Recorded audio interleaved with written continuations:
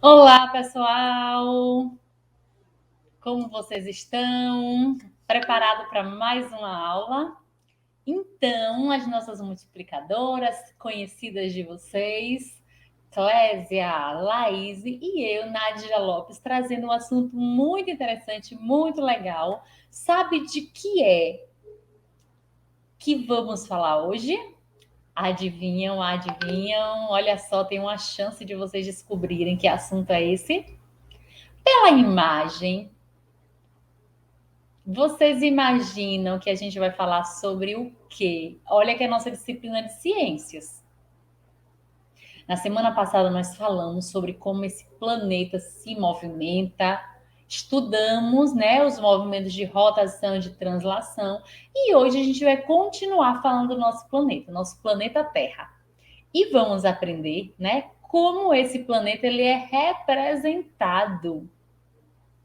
A representação, como vocês sabem, é a forma que a gente tem, né? Uma forma diferente que a gente tem de falar, de mostrar esse objeto. Nesse caso, não é objeto porque é o nosso planeta.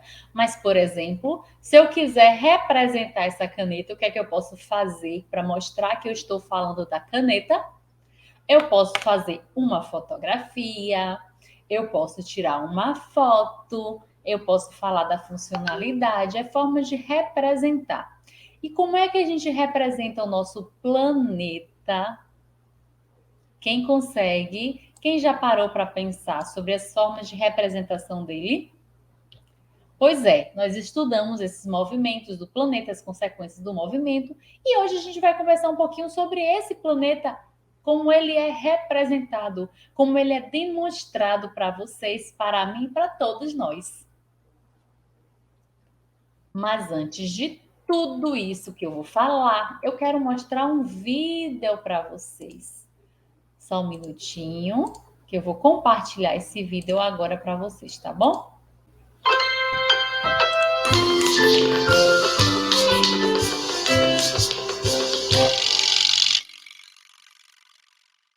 Hoje nós vamos cantar e dançar uma música que o Danilo Dunas fez. A ciranda da Terra Redonda. E não é que não é mesmo? Se eu andar em linha reta sem parar, uma hora eu chego no mesmo lugar. Se eu girar igual a terra devagar, levo um dia para a volta completar. Porque a terra é uma bola, aprendi lá na escola. Se é inverno em Portugal, aqui é verão. E se o japonês não cai, é porque a terra atrai as maçãs e todo mundo para o chão. Se eu andar em linha reta sem parar, uma hora eu chego no mesmo lugar. Se eu girar igual a terra devagar, levo um dia para a volta completar. Ninguém mais me faz de bobo, eu já sei que a terra é um globo achatado lá nos polos norte e sul. Nem precisa ser da NASA pra saber que a nossa casa mais parece uma laranja só que azul.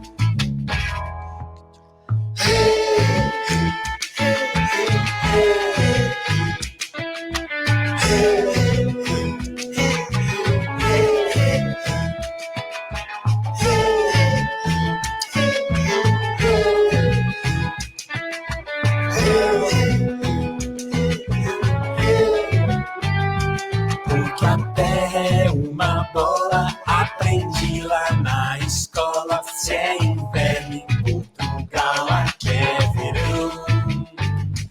E se o japonês não cai, é porque a terra atrai as maçãs e todo mundo para o chão. Se eu andar em linha reta sem parar, uma hora eu chego no mesmo lugar. Se eu girar igual a terra devagar, leva um dia para a volta completar. Ninguém mais me faz de bobo, eu já sei que a terra é um globo achatado lá nos polos norte e sul. Nem precisa ser da NASA pra saber que a nossa casa mais parece uma laranja só que azul.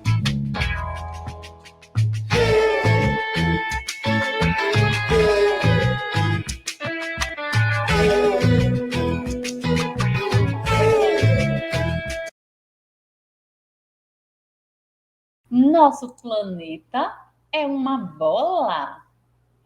A gente vai descobrir, né, um pouco sobre a nossa casa, o nosso planeta Terra. A gente vai compartilhar hoje um pouquinho sobre ela, conversar um pouquinho sobre o formato dela e vai ser muito legal a gente conhecer um pouquinho desse formato do nosso planeta, tá bom?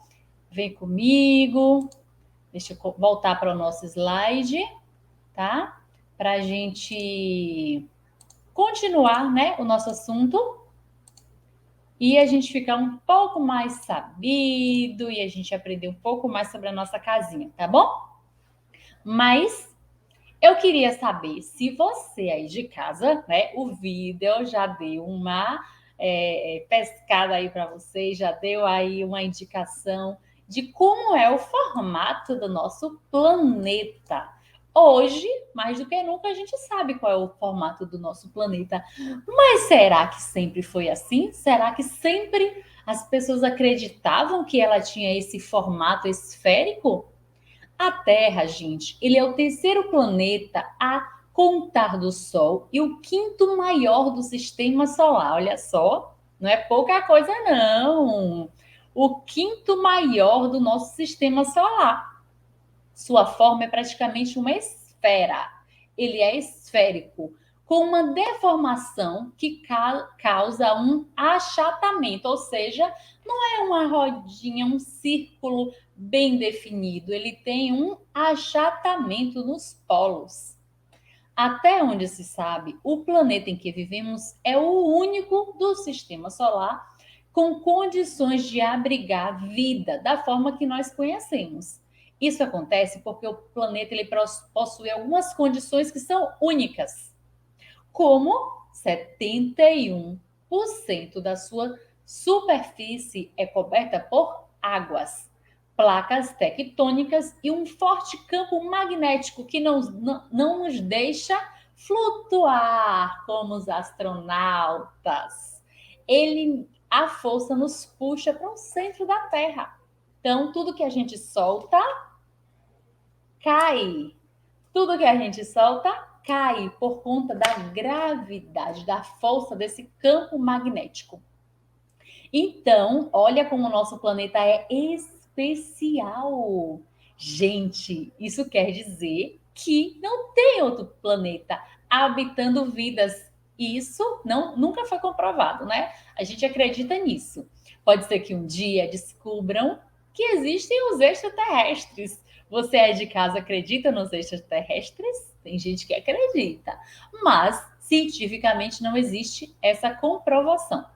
Os cientistas, eles acreditam que a Terra, ela surgiu há cerca de 4,5 bilhões de anos e que o conjunto de sistemas vivos, a biosfera, provavelmente tenha aparecido, há aproximadamente 3,5 bilhões de anos. A Terra é o mais denso dos grandes corpos do Sistema Solar. E sua atmosfera ela é composta por 78% de nitrogênio, 21% de oxigênio e 1% de outros componentes. Mas quando foi, né? A gente hoje tem essa consciência. Bom, o planeta ele é esférico, ele é redondo. Mas será que sempre foi assim? Não. Há 500 anos, a expedição de Fernão de Magalhães, colocada à prova por tormentas, fome, sede e sublevações, completa a primeira circunnavegação da história e abriu, né, as rotas comerciais que são utilizadas até hoje. Ou seja, este grande homem, ele deu início a essa grande aventura para descobrir que a Terra era redonda. Antes não acreditavam nisso, nem todo mundo tinha essa coragem. Até porque, como vocês sabem, as expedições que eram feitas naquela época não era de avião, não existia essa quantidade, né, de meios de transporte que pudessem fazer uma expedição, né, com essa ousadia para aquela época. E que os meios de descobrirem-se novas rotas eram os mares. Mas com os perigos que existiam, né, a gente sabe que naquela época os barcos não tinham essa tecnologia que nós temos hoje. Não tinha essa quantidade de informação para terem realmente equipamentos seguros. Muitos iam para o mar, faziam grandes navegações e não voltavam mais. Inclusive, eles acreditavam na época que existiam monstros marinhos que não, né, que destruíam as navegações, as embarcações, e eles não voltavam. Então,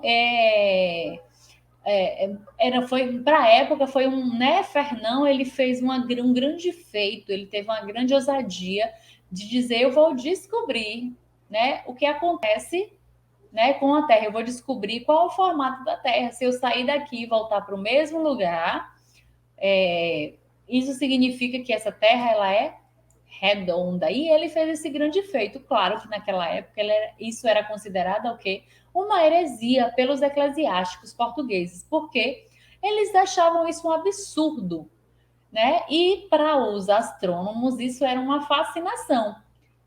Se transformou lá na frente em um fato comprovado. Realmente eles comprovaram que a Terra é realmente redonda.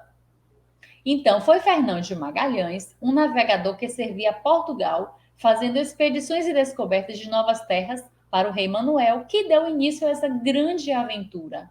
Assim como vemos hoje, né, com muita naturalidade nos dias atuais, né, os satélites e as sondas sendo lançadas para aventuras espaciais, naquela época, era uma grande aventura também se lançar ao mar para procurar novas terras, para desbravar novos mundos. Então, hoje, como a gente vê também como uma aventura, né, essa busca, essa experimentação pelo nosso universo, né? Antigamente, isso era um absurdo para alguns, isso era uma heresia para outros, isso era uma loucura ainda para outros, porque, assim como conhecer os aspectos do espaço hoje gera muito espantamento das pessoas, talvez não tanto mais hoje, mas imagine, né, tanto tempo atrás, como as pessoas viam, né, essa aventura. Então, foi uma das descobertas mais, né, revolucionárias, descobrir que a Terra é redonda. Essa informação ela não era comprovada e as pessoas duvidavam, muita gente duvidava. Magalhães não se dava por satisfeito com suas grandes viagens, que também eram valiosas, mas, né, ele sonhava em ser o primeiro a dar a volta no mundo. Sua meta inovadora contradizia os dogmas cristãos, pois a igreja ela acreditava que a Terra era plana.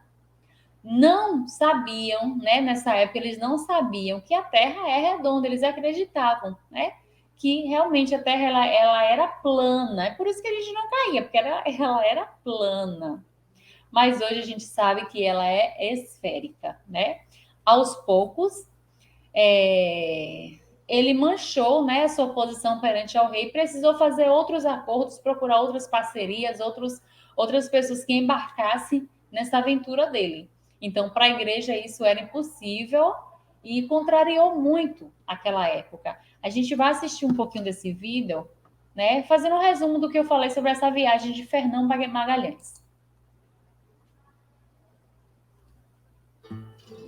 No final do século XV, o português Fernão de Magalhães já era um navegador experiente. Contra a vontade do rei de Portugal, jurou fidelidade ao governante espanhol e futuro rei, Carlos V. Nessa época, os dois países disputavam a conquista de novos territórios. O Papa Alexandre VI delimitou então a influência espanhola a oeste e a zona portuguesa a leste, com o Tratado de Tordesilhas. Magalhães queria provar ao rei da Espanha que, respeitando o tratado, também poderia conquistar as cobiçadas ilhas de Especiarias, Molucas, navegando pelo oeste, mas a rota nunca foi utilizada. Em 10 de agosto de 1519, Magalhães deixou Sevilha com uma frota de 5 navios e 237 homens e atravessou o Atlântico. Em outubro de 1520, passou pelo estreito que depois levaria seu nome, ao sul da América. Começou a cruzar o Pacífico e descobriu que a viagem seria mais longa do que imaginava. Após 4 meses sem avistar terra firme, sua tripulação foi dizimada pelo escorbuto. Em março de 1521, descobriu as Filipinas. Um mês depois, foi morto na ilha de Mactan por indígenas que se recusavam a se submeter à coroa espanhola.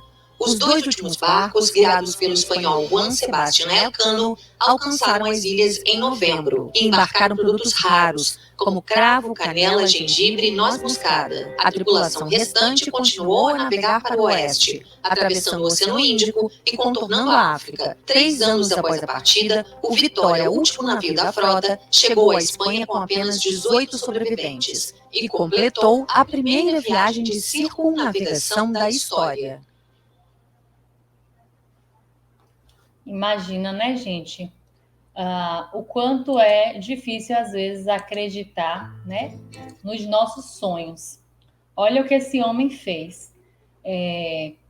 Ele custou, inclusive, a vida dele, né? Ele deu a própria vida para fazer, embarcar numa aventura dessa. E não sobreviveu para ver que realmente o que ele acreditava, o que ele buscava, foi concretizado. A tripulação foi quase toda, né, dizimada. Foi muito sacrifício que eles fizeram, mas enfim, ele conseguiu, né, mesmo não estando vivo para comprovar, mas ele foi em busca daquilo que ele acreditava, né? E realmente hoje a gente sabe que a nossa Terra ela não é plana como os religiosos acreditavam e outras pessoas. Mas Fernão Magalhães ele conseguiu comprovar que a Terra é redonda, que a Terra é esférica. Em geografia, utilizam-se diferentes formas de representação da superfície terrestre, tais como o globo, os mapas, os planisférios, o planetário, as linhas imaginárias, sinais e símbolos. Por quê? Se a nossa Terra é redonda, se a nossa Terra é esférica, como é que a gente pode representar? Se ela fosse plana, seria mais fácil, né? Mas ela é redonda, ela é esférica. Como é que a gente representa o nosso planeta? Porque sim, precisa-se de uma representação. E a gente vai descobrir como é que esse planeta ele é representado, ou seja, como ele é demonstrado, né? A gente, pobres mortais, que não teremos a oportunidade de viajar pelo espaço e conhecer ao vivo e a cores o nosso planeta, se bem que eu nem gostaria de uma aventura dessa. Só de olhar a imagem do nosso planeta já me dá uma aflição. Mas precisou se representar, né? Os estudiosos precisavam dessa representação para comprovar, para criar teses, comprovar, né, coisas que eles imaginavam que é, que não é e tal. Então, gente, eles precisavam dessa representação. Como iria representar? A gente vai descobrir na aula, tá bom? A imagem mais reproduzida em todos os tempos é a Terra vista do espaço. Olha só, essa imagem de vocês, né, é uma imagem real, é uma foto real, tirada do espaço, para representar o nosso planeta Terra. Então, essa é uma imagem muito circulada, revolucionária, ela está em todos os livros de geografia, de ciência, a gente, não tem como não conhecer essa imagem. Tenho certeza que vocês já viram. Então, além dessa fotografia, dessa imagem, nós temos também outras formas de representar, né? Existem outras formas de representação do nosso planeta e a gente vai conhecer um pouquinho delas hoje, tá bom? Então, aí nós vamos falar da fotografia, das projeções, da cartografia, que são os mapas, e dos globos terrestres. A fotografia, né? Olha só, imagina, gente, a revolução para os astrônomos, os geógrafos, né? As pessoas dessa área virem, né, o planeta dessa forma, conseguirem ver uma foto do nosso planeta. Imagine que emoção, né, para eles. Nem todos, né, conseguiriam ver o nosso planeta dessa forma se não fossem as tecnologias. Com a ajuda das tecnologias, a gente hoje pode ter, né, uma representação tão bonita, tão real quanto essa. Então, desde que os satélites eles conseguiram chegar à órbita do planeta, as fotos da nossa casinha estão entre as mais visitadas e reproduzidas na Terra. Imagine a curiosidade da gente ver onde é que a gente mora, na nossa casa. Olha ela aí. Em 9 de dezembro de 72, já vai fazer quase 50 anos dessa jornada. A gente completa agora, né, os 49 anos que os astronautas, a bordo da missão Apollo 17, registraram a primeira fotografia da Terra como um todo. Chamada de Blue Marble, a imagem foi capturada a mais de 32 mil quilômetros de distância, em pouco mais de 5 horas. Olha só, graças, né, a essa grande tecnologia. Então, gente, estudar é importante. Olha quanta coisa, né? O homem descobre, o homem faz, porque estuda, pesquisa, né? Olha que imagem linda. A nossa casa é essa e ela foi registrada. Existe essa fotografia muito visitada e é linda demais, né? A imagem do planeta Terra se tornou um ícone no mundo da fotografia. Imagina quem estava acostumado a tirar foto tão perto. Imagina para os fotógrafos que tiram fotos de paisagens, do cotidiano. De repente vê a imagem do planeta, uma imagem tão viva, tão real, tão bonita de onde a gente mora, de como é o nosso país, de como é, né, todo o nosso planeta, as nossas florestas. Olha só que imagem linda. Além dessa fotografia, né, que é muito visitada, essa fotografia que foi muito comemorada, imagina, né? De repente o homem poder tirar uma foto do planeta. Além disso, nós temos também as projeções cartográficas. Sabemos que o mundo possui um formato semelhante a de uma bola. Sendo assim, é impossível representá-la completamente em um plano sem haver distorções. Já que ela é uma bola, uma esfera, como é que a gente vai representar, né? Se ela é circular, se a gente for fazer um desenho, a gente não tem como ter essa dimensão do todo, né? No entanto, existem algumas técnicas que foram elaboradas com o objetivo de criar representações gráficas, ou seja, desenhos ou mapas da superfície terrestre. A essas representações dá-se o nome de projeções cartográficas. Vocês já devem ter visto em livros de geografia esse desenho, né? Esse desenho é uma projeção da representação do nosso planeta. Olha só, aí nós temos, né, os países, os mares e oceanos. Aqui embaixo nós temos uma legenda, ó, em verde nós temos a África, em branco a Austrália, a Ásia, a Oceania, a América, a Europa. Então, sempre que nós vamos ver essas projeções, essas representações, a gente vai ter lá embaixo uma legenda que vai informar que o local é este. As projeções cartográficas são representações da superfície esférica da Terra em um plano, possibilitando a construção de um mapa. Então, ele faz como se fosse um desenho do planeta plano. A gente sabe que o planeta não é plano, que o planeta é esférico, mas a gente precisava dessa representação. E quais são os elementos do mapa, né? Dessa projeção cartográfica? Os elementos que compõem o mapa, ou seja, as partes que são obrigatórias ter no mapa são o título. Que mapa é aquele? Aquele é mapa mundial? É um mapa de um país? É um mapa de um estado? É um mapa de uma cidade?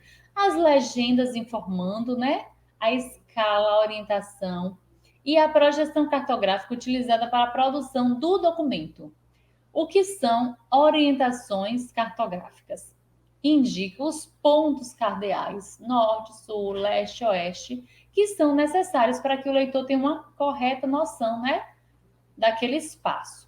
A escala indica a relação matemática entre o espaço real e a representação, ou seja, existem vários tipos de mapa e os tamanhos também são variados. Então, de repente, eu pego um mapa que é pequeno e pego um mapa maior. Ali, naquele mapa pequeno e também no maior, tem a orientação cartográfica, tem a escala. Ou seja, quantas vezes eu diminuí aquela imagem para representar aquele espaço, aí mostra a quantidade de vezes que aquele desenho ele foi diminuído para que fosse representado aquele, né? Aquele planeta, estado, país, seja, cidade. Projeções cartográficas, né? Nós temos aí 3 tipos: tipo de desenho, cilíndrica, cônica e plana, polar, né? Projeções cilíndricas. As projeções cilíndricas são aquelas elaboradas como se alguém pegasse o globo dentro de uma esfera, né? E ao desenrolar esse cilindro, conseguisse representar a superfície. Então, existe essa possibilidade. Você já deve ter visto, né? Esse tipo de representação. Temos também a projeção cilíndrica. Nessa projeção, muito utilizada nos dias atuais, há uma preocupação em se manter as formas dos continentes. No entanto, os seus tamanhos eles são alterados. Olha, outro desenho para representar o nosso planeta. Temos também, a projeção cilíndrica. Essa projeção sacrifica as formas em benefício da conservação da proporção das áreas. E aí a gente pode ver, só assim, gente, a gente pode analisar cada área, né, fazer comparações, quem é maior, quem é menor, qual é o estado que está, né, dentro daquele país. Então, só através dessas representações é que é possível a gente analisar esses fatores. Temos também a projeção de Robinson. Essa é a mais utilizada atualmente para representar o mapa mundi. Ela altera tanto as formas quanto as áreas dos continentes. Entretanto, nem as áreas e nem as formas são tão distorcidas quanto nas 2 projeções que eu mostrei anteriormente, ficando em uma espécie de meio termo. E temos também a projeção cônica, que são projeções elaboradas como se colocasse a Terra em um cone e em seguida, né, ele fosse aberto e colocado em um plano. Com isso, observa-se os meridianos, né, que os meridianos eles formam uma série de linhas que se direcionam aos polos. Esse tipo de projeção ele é muito utilizado para representar alguns trechos do continente. E esse aqui, né, que é a projeção plana, polar ou azimutal. Essa projeção observa um plano colocado de forma tangente à superfície que será representada no centro do mapa. Essa projeção ela é muito utilizada para representar os polos ou para colocar no centro um mapa qualquer dentro da Terra. Então, olha só quantas formas de representar o nosso planeta. E esse aqui que é muito conhecido de vocês, que é o globo terrestre, né? O globo terrestre ele dá uma dimensão mais real porque ele está no formato do nosso planeta. É uma representação em escala bem reduzida. Com o seu formato esférico, ele representa a superfície da Terra, né, de maneira mais fiel do que mais fiel que o planisfério.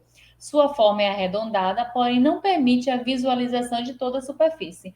Nos outros que eu mostrei, né, você pode ver toda a superfície. Aí a gente precisa girar para poder ir analisando cada parte. E aí, né, está mostrando para a gente por que o globo é a melhor maneira de representar a Terra.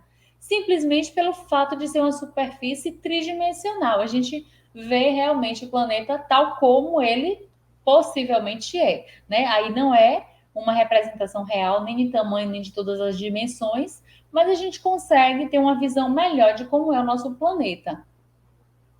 toda vez que há a tentativa de projetar a Terra em uma superfície plana, um papel, por exemplo, vão ocorrer algumas distorções, né? Ou na forma ou no tamanho dos países e continentes. Então, gente, busquem mais um pouquinho, assistam alguns vídeos mostrando como é que é representado o nosso país, o nosso planeta, né, Terra, e estudem os mapas, tem mapas muito interessantes, é muito legal a gente poder analisar o nosso planeta Terra, pesquisem mais, estudem mais, porque por hoje eu me despeço de vocês e a gente se vê na próxima aula. Gente, um grande abraço e até a próxima. Tchau, tchau, meu povo!